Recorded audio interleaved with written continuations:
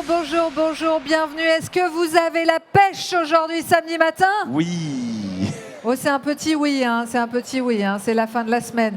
Mais chez nous, chez Sanofi, c'est pour ça qu'on était dynamique, on est rentrés tous les deux. Allez, on a innové, ça c'est pour la technique, leur faire quelques surprises. Merci d'être avec nous, on va parler de comment on accélère grâce à l'intelligence artificielle, comment Sanofi va encore plus vite, aussi grâce aux accélérateurs. Et juste pour te présenter Florent Edouard, nous avons la chance d'avoir aujourd'hui. Alors tu es Head, grand responsable, parce que Head c'est un peu plus haut, de l'accélérateur digital de Sanofi. On va juste remettre peut-être un peu de contexte avant de démarrer, si tu veux bien, Florent. Sanofi, vous savez que c'est une entreprise pharmaceutique qui est une grande entreprise internationale. Ça fait un certain nombre d'années, une cinquantaine d'années que Sanofi existe et compte environ 80 000 personnes. Alors finalement, Florent, toi tu es au cœur de la transformation chez Sanofi et notamment, comme on disait tout à l'heure, des accélérateurs et aussi l'intelligence artificielle. Alors pour commencer, tu as, je crois, choisi une photo, n'est-ce pas? Alors, on va voir si la technique marche. Voilà. Déjà peut-être... Ah ouais, non, j'ai trop avancé. Trop avancé. Alors peut-être, pourquoi c'est important de parler d'accélération au sein d'une entreprise pharmaceutique? Bonjour. Alors, pourquoi c'est important? Parce que je pense que certains d'entre vous ont parlé aux gens qui sont sur le stand.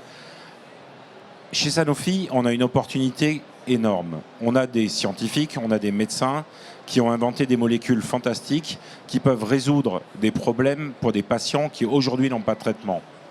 Mais on a aussi un challenge, c'est que amener un produit pharmaceutique jusqu'au médecin qui va traiter le patient, c'est 12 ans, 15 ans, ça dépend. J'entendais sur le premier jour de Vivatech quelqu'un qui disait que maintenant ça pouvait aller jusqu'à 20 ans. Ça veut dire que pendant 12 ans, 20 ans, des patients savent que quelque chose est en train de se préparer, mais ils n'ont pas de traitement. Et ils l'attendent. Et ils espèrent qu'on va réussir à amener le médicament.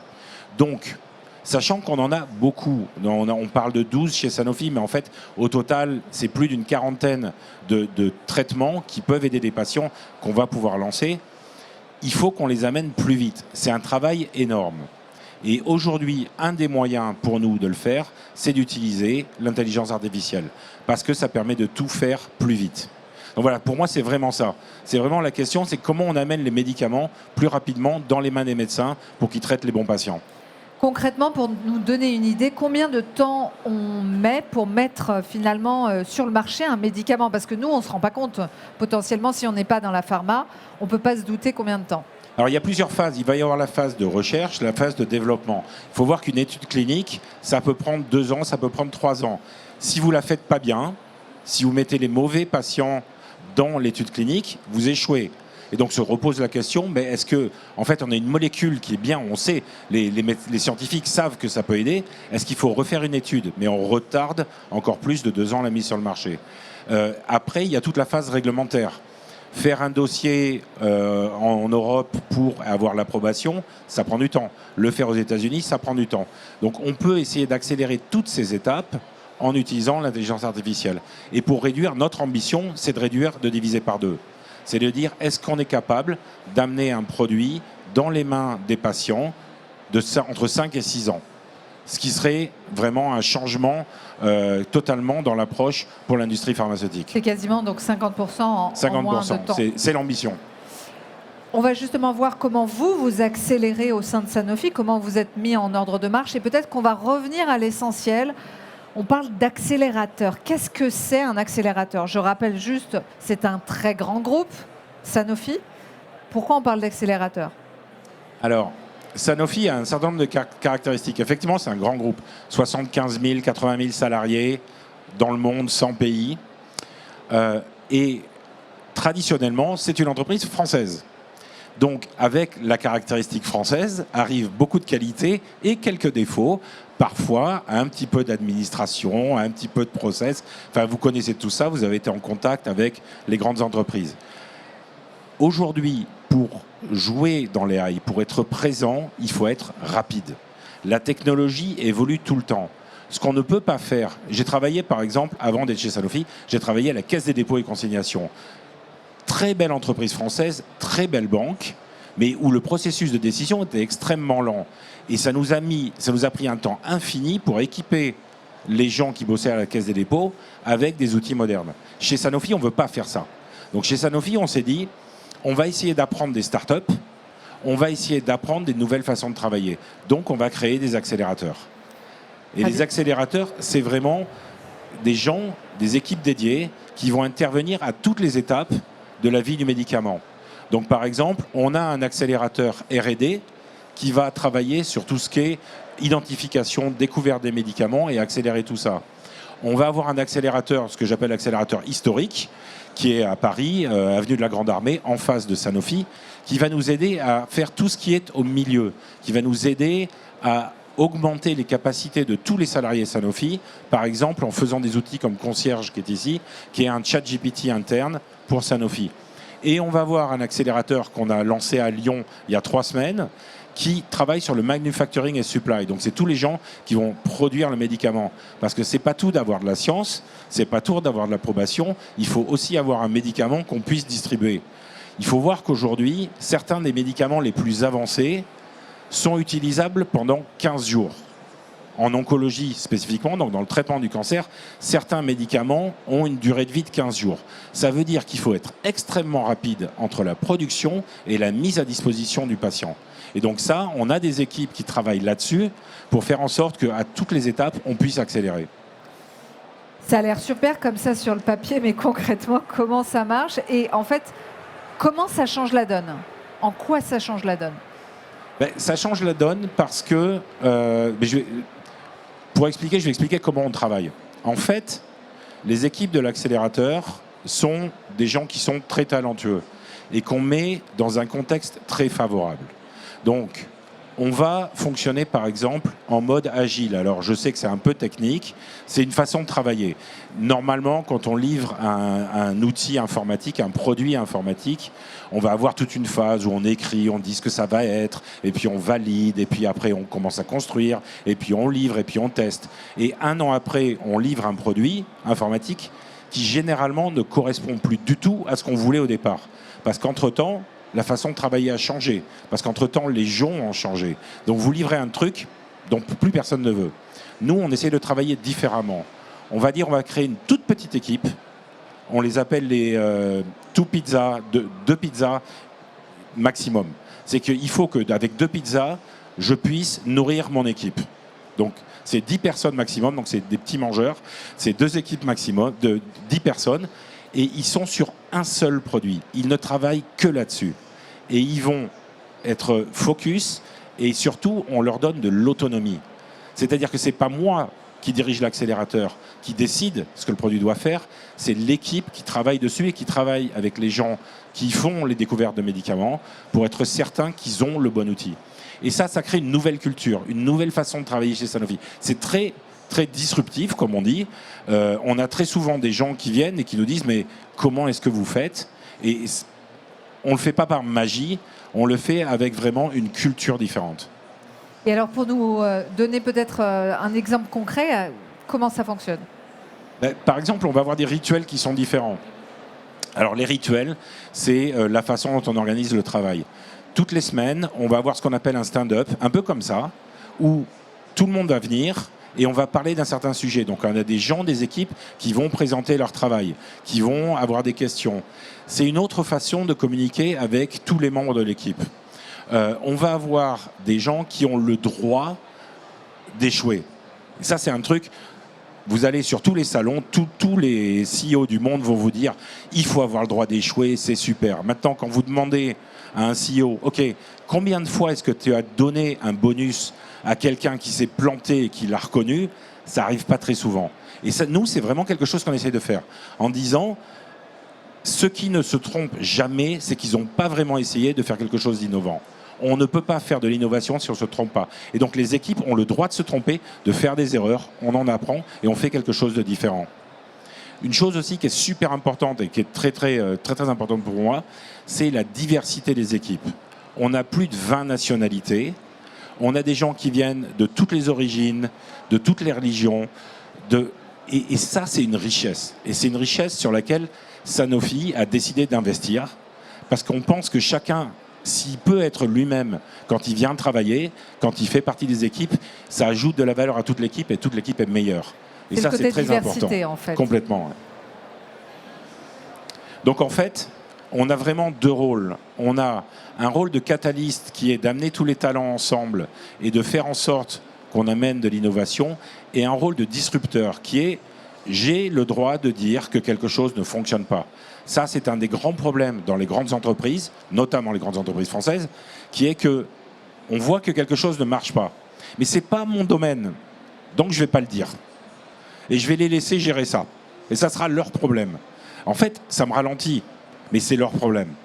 Chez Sanofi, nous, on ne travaille pas comme ça, à l'accélérateur. Si je vois quelque chose qui va trop lentement, si mes équipes me disent ça ne marche pas, ok, on lève la main, on dit on s'arrête, on va parler aux gens et on va essayer de les aider à mieux faire leur travail. On n'est pas là pour leur apprendre à faire leur travail, on est juste là pour dire ça, nous, on pense qu'on pourrait le faire plus vite, on pourrait le faire mieux, avec une plus grande qualité.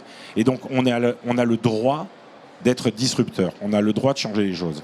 Ce que j'entends, moi, c'est beaucoup de collaboration, beaucoup aussi d'échanges et de mise ensemble, finalement.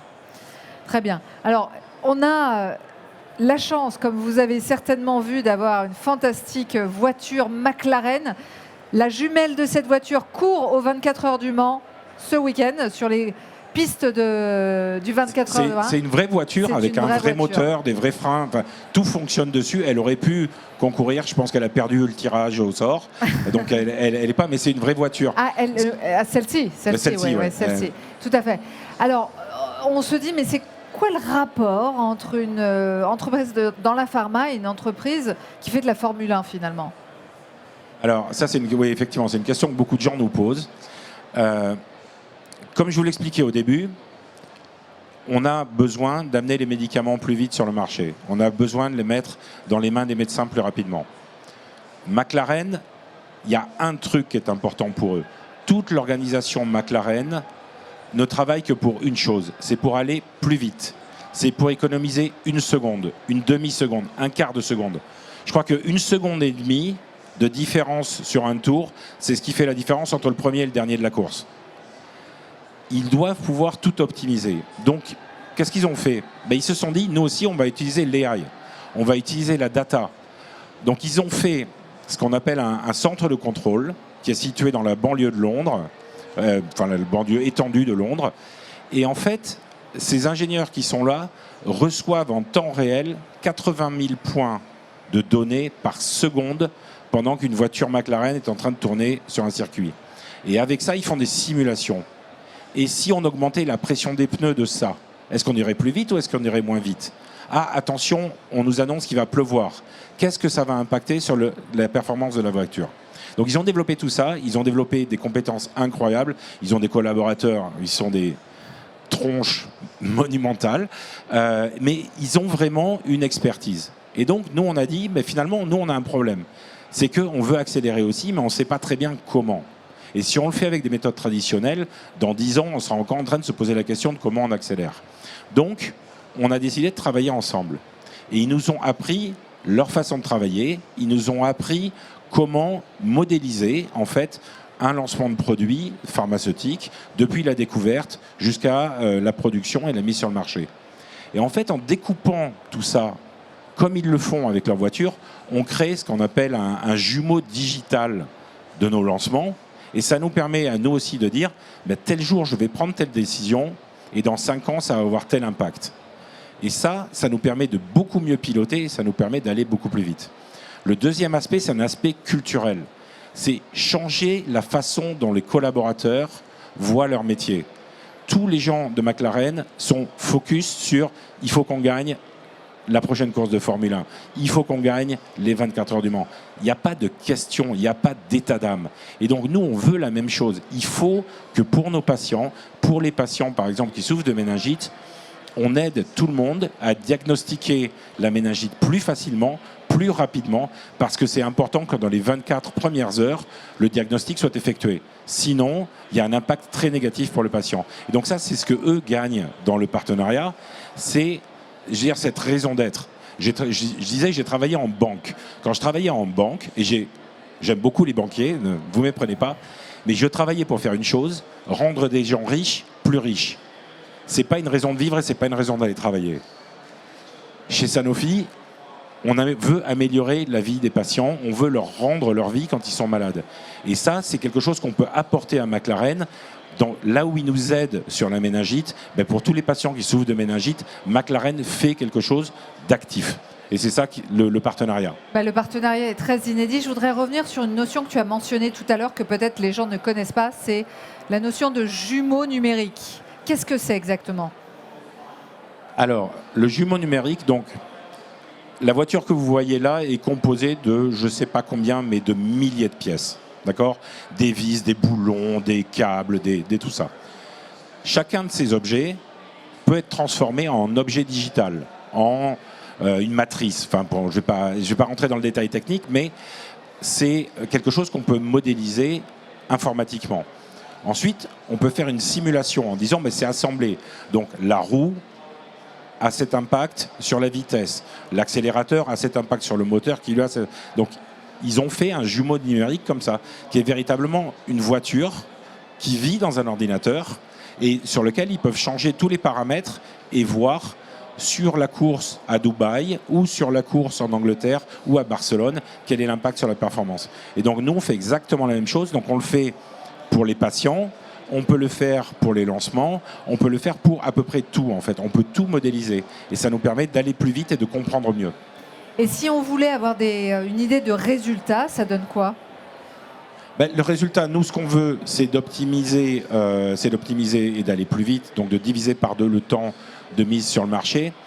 À l'heure actuelle, on sait par exemple que pour faire un dossier de soumission aux autorités françaises, pour avoir l'approbation pour un médicament, c'est un travail qui va prendre 45 jours à des équipes de médecins et autres pour revoir les résultats des études. C'est quelque chose qu'aujourd'hui, on peut faire en moins de 2 heures avec de la GenAI. Donc, rien qu'avec ça, on a amené le médicament 1 mois plus tôt aux patients. Et le nombre d'exemples, de petits exemples comme ça, font qu'au total, on croit vraiment qu'on peut diviser par 2 le temps et arriver 2 fois plus vite sur le marché. Ça, c'est très intéressant. Et puis avec une équipe super, comme tu disais, à la fois internationale, diverse, d'origine du monde entier, puisque Sanofi est présent dans 100 pays. Tu voulais conclure sur le partenariat ? Oui, parce que je pense que c'est quelque chose qui est vraiment dans l'ADN de Sanofi. On a beaucoup de partenariats avec des startups, par exemple, parce qu'ils nous apportent quelque chose qu'on n'a pas. Une capacité à aller encore plus vite que l'accélérateur, à tuer les mauvaises idées très très vite, à rebondir vers un autre modèle, vers une autre idée, vers une autre technologie. Donc on fait ça. Mais ce qui est vraiment important, et je veux revenir sur la diversité à l'intérieur des équipes, c'est qu'une équipe sur un produit, chez Sanofi, c'est un chef produit, des gens qui vont faire du développement web, des gens qui vont faire de la data, des gens qui vont faire de l'AI, et des gens qui vont créer une expérience utilisateur pour que l'outil soit le meilleur possible pour les gens qui vont l'utiliser. Tous ces gens ont des compétences extrêmement différentes, mais ils parlent à niveau égal. C'est qu'on n'est pas là pour avoir un chef dans l'équipe qui dit « toi tu fais ça, toi tu fais ça ». On essaye de faire en sorte que la personne la plus compétente prenne la décision. Et c'est quand j'ai beaucoup de candidats qui viennent pour rentrer chez Sanofi, et c'est ce que je leur dis. Moi, je vais chercher des individus. Par exemple, il y a beaucoup de sociétés qui travaillent en prenant, on va prendre une grosse équipe Accenture, on va prendre une grosse équipe McKinsey pour faire des projets. Nous, on ne travaille pas comme ça. Moi, je te veux toi et lui et elle. Pas le label grosse entreprise qui vient nous aider. Et ça, c'est là qu'on est vraiment différent et que l'ambiance est différente. Tous les gens qui viennent chez nous à l'accélérateur nous disent on se croirait dans une start-up. Et pourtant, c'est Sanofi. Eh bien justement, je voulais conclure là-dessus. S'il y avait peut-être à synthétiser en quelques mots ce qui donnerait envie de rejoindre, peut-être qu'il y a des personnes qui auraient envie de rejoindre Sanofi mais qui ne connaissent pas trop, ou l'accélérateur précisément. Comment tu conclurais? Quels seront les éléments clés à retenir? Je reviendrai sur la raison d'être de son travail. C'est que travailler en pharma, travailler en santé, c'est pas comme travailler dans une autre matière. C'est pas comme travailler dans les voyages. Et là encore, hein, je critique personne, chacun fait la carrière qu'il veut. Mais moi, j'ai vraiment trouvé dans la santé une raison d'aller travailler tous les matins. Donc c'est ça.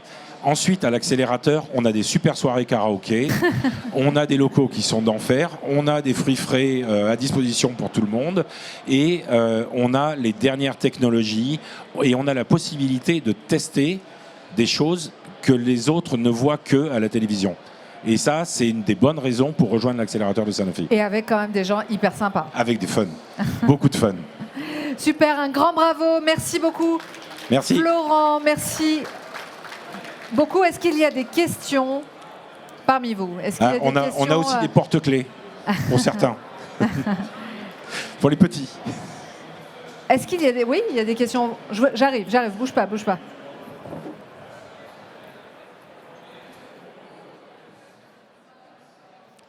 Il faut l'amener proche, très proche. Oui, bonjour, merci pour la présentation. En fait, ma question, c'est plutôt de l'ordre technique à niveau de peut-être candidature ou des dossiers qui font les startups à niveau de l'accélérateur Sanofi. Quels critères ou quelles conditions sont recevables pour... Alors oui, il faut que je précise un truc. Sanofi, dans le rapport avec les startups, on a des équipes qui s'occupent des partenariats avec les startups. À l'accélérateur, on développe les produits en interne et on prend des individus. Alors après, on parlait tout à l'heure de tout ce qui était patient. Nous, en tant que boîte de pharma, on n'a pas le droit de manipuler les données patients. Donc, dans ces cas-là, on fait des partenariats avec des startups qui, elles, ont le droit d'utiliser la donnée patient et on utilise leurs outils, on les co-développe et on les aide. Par contre, ce qu'on fait, nous, à l'accélérateur, c'est qu'on fait venir des startups. Ils viennent, c'est bon pour nous parce qu'ils nous expliquent comment ils travaillent. Ils nous expliquent les idées et les problèmes qu'ils ont et on a nos équipes qui leur donnent juste du conseil. Donc, ils ont un problème, sans aller sur la tech, avec Snowflake. On a des spécialistes Snowflake qui peuvent les aider juste comme ça en dialoguant. C'est comme ça qu'on travaille avec les startups. Par contre, pour les individus qui veulent venir travailler chez nous, le portail est à jour, on a des offres d'emploi qui sont disponibles. On renouvelle assez les équipes, on essaye de faire en sorte que les accélérateurs s'étendent à l'intérieur de Sanofi et la façon de travailler. Donc on a des talents qui vont dans les autres parties de Sanofi. On en a 2 qui sont partis aux États-Unis il n'y a pas longtemps pour aller travailler là-bas. Et donc on a tout le temps un flux de nouveaux, en commençant par des alternants, mais aussi avec des spécialistes de l'AI qui nous rejoignent. Et on a recruté des gens de profils très atypiques. On a des gens de chez Disney, on a des gens de chez Meta, on a des gens de chez Google. On a plein de gens qui n'ont jamais travaillé en santé. D'autres questions? Moi, j'ai une question pour toi, pour conclure peut-être, Florent. Accélérateur, bon, vous êtes bien sûr au sein d'un grand groupe, donc ça, c'est quand même une chance finalement, parce que quand on parle de start-up, en général, c'est plus compliqué, start-up seul. Est-ce qu'il y a des challenges en tant que start-up à l'intérieur d'un grand groupe et même le fait d'accélérer dans un grand groupe, ce n'est pas toujours le cas. Tu en parlais tout à l'heure, tu le mentionnais. C'est quoi votre challenge au sein de l'accélérateur? En fait, je pense que pour nous, le challenge principal, c'est qu'on amène une nouvelle façon de travailler vers des gens qui ont été toujours, qui ont eu beaucoup de succès en travaillant de la façon dont ils travaillent aujourd'hui. Et qui se disent, finalement, ça fait 20 ans que je travaille de la même manière, j'ai pas vraiment de raison de changer. Et on doit utiliser tout ce qui se passe ici, toutes les... Enfin, moi, c'était très amusant il y a 2 jours. On avait une start-up ici, Juicy, qui a été créée par quelqu'un qui s'appelle Robin et qui a donc, comme beaucoup de start-upers, 25 ans et plein d'idées, tout ça. Super. Et en fait, son nom me disait quelque chose. C'était Roumingas. Et je suis allé le voir. J'ai dit Roumingas, c'est pas de la famille Roumingas. Et il me dit si. Et là, à ce moment-là, il y a son père qui est arrivé. J'ai eu une start-up il y a 25 ans en France et son père avait une start-up aussi. Et en fait, à cette époque-là, il n'y avait pas de Vivatech. Il n'y avait pas l'écosystème qu'il y a aujourd'hui. Il y a une accélération des choses. Il y a une accélération de la tech. Il y a une accélération de l'entrepreneuriat en France. Et c'est ça que j'essaye d'amener aux gens de chez Sanofi avec nos équipes en leur disant on ne peut pas continuer à faire demain ce qu'on faisait hier. Ça nous amènera nulle part. Il faut changer la façon de travailler. Et c'est ça notre plus grand challenge. C'est à partir d'une équipe de 300 personnes, changer la façon de travailler de 75 000 personnes. Ça, c'est un challenge. Et vous y arrivez plutôt bien puisque ça se déploie au sein de l'entreprise. Ça avance, ça avance. Merci beaucoup, Merci un grand beaucoup. bravo, merci. Merci à toi, Florent, et merci à vous également, cher public. N'hésitez pas à rendre visite sur notre stand. Vous avez tout un parcours aussi pour voir le démarrage entre la recherche et développement jusqu'aux patients. Vous avez aussi de la réalité virtuelle pour voir comment ça se passe dans nos usines. Vous avez une magnifique voiture, vous l'avez compris. Et bien sûr aussi découvrir d'autres innovations. Merci à vous. Bon appétit. On se retrouve sur scène à tout à l'heure à 14h. Merci.